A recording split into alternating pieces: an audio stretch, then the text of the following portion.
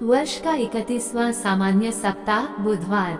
सब मृत विश्वासियों का स्मरण उत्सव। पहला पाठ रोमियो अध्याय 5 पद संख्या 5 से 11। आशा व्यर्थ नहीं होती, क्योंकि ईश्वर ने हमें पवित्र आत्मा प्रदान किया है और उसके द्वारा ही ईश्वर का प्रेम हमारे हृदयों में उमड़ पड़ा है। हम निस्सहाय ही थे जब मसीह निर्धारित समय पर विधर्मियों के लिए मर गए। धार्मिक मनुष्य के लिए शायद कोई अपने प्राण अर्पित करे, फिर भी हो सकता है कि भले मनुष्य के लिए कोई मरने को तैयार हो जाए, किंतु हम पापी ही थे जब मसीह हमारे लिए मर गए थे। इससे ईश्वर ने हमारे प्रति अपने प्रेम का प्रमाण दिया है। जब हम मसीह के रक्त के कारण धार्मिक माने गए, तो हम निश्चय ही मसीह द्वारा ईश्वर के दंड से बच जाएंगे। हम शत्रु ही थे जब ईश्वर के साथ हमारा मेल उसके पुत्र की मृत्यु द्वारा हो गया था, और उसके साथ मेल हो जाने के बाद उसके पुत्र के जीवन द्वारा निश्चय ही हमारा उद्धार होगा। इतना ही नहीं, अब तो हमारे प्रभु ईसा मसीह द्वारा ईश्वर से हमारा मेल हो गया है। इसलिए हम उन्हीं के द्वारा ईश्वर पर भरोसा रखकर आनंदित हैं। सुसमाचार यूहन्ना अध्याय 6 पद संख्या 37 से 40। पिता जिन्हें मुझको सौंप देता है, वे सब मेरे पास आएंगे, और जो मेरे पास आता है मैं उसे कभी नहीं ठुकराऊंगा, क्योंकि मैं अपनी इच्छा नहीं बल्कि जिसने मुझे भेजा उसकी इच्छा पूरी करने के लिए स्वर्ग से उतरा हूँ। जिसने मुझे भेजा उसकी इच्छा यह है कि जिन्हें उसने मुझे सौंपा है, मैं उनमें से एक का भी सर्वनाश न होने दूं, बल्कि उन सबको अंतिम दिन पुनर्जीवित कर दूं। मेरे पिता की इच्छा यह है कि जो पुत्र को पहचान कर उसमें विश्वास करता है, उसे अनंत जीवन प्राप्त हो। मैं उसे अंतिम दिन पुनर्जीवित कर दूंगा। मनन चिंतन जीवन और मृत्यु इस संसार की यथार्थ सच्चाई है, जो हम सभी को इससे गुजरना है।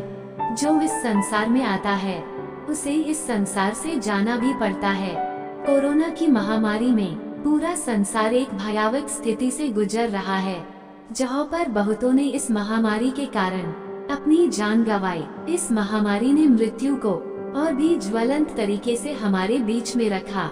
मृत्यु एक ऐसी सच्चाई है जिससे हमारे पूर्वज और हमारे परिवार के कुछ सदस्य गुजर कर जा चुके हैं, और हमें भी इससे गुजर कर जाना पड़ेगा, चाहे वह कोरोना के माध्यम से हो या कोई अन्य माध्यम से। अक्सर लोग मृत्यु से डरते हैं, क्योंकि उनको मालूम नहीं था कि मृत्यु के बाद हमारा क्या होगा। किसी किसी का मानना है कि मृत्यु के बाद कुछ नहीं रहता।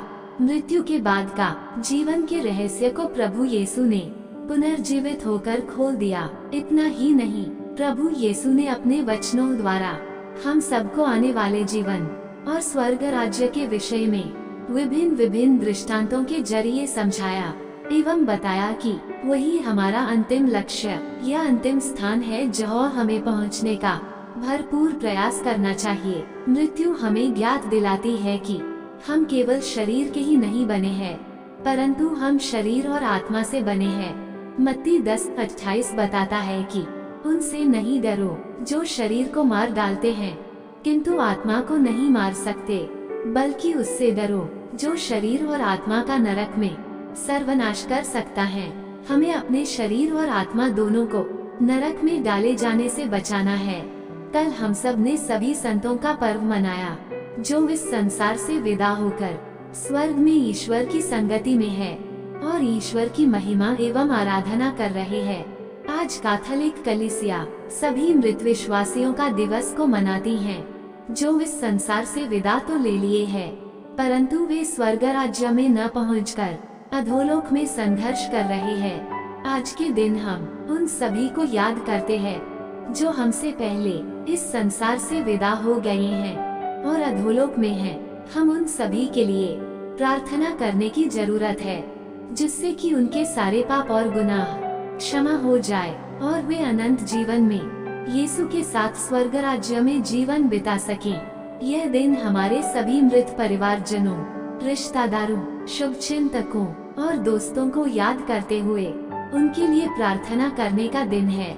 यह दिन हमें यह भी याद दिलाता है कि मृत्यु एक सच्चाई है तथा स्वर्ग राज्य ही हमारा धाम है।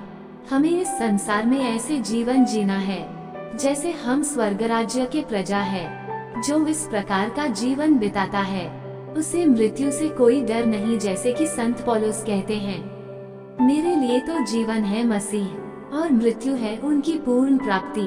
क्योंकि स्वर्ग राज्य ही हम सभी विश्वासियों का धाम है, इसलिए मृत्यु हमारे लिए शोक मनाने का दिन नहीं परंतु अनंत जीवन में प्रवेश पाने का आनंद है।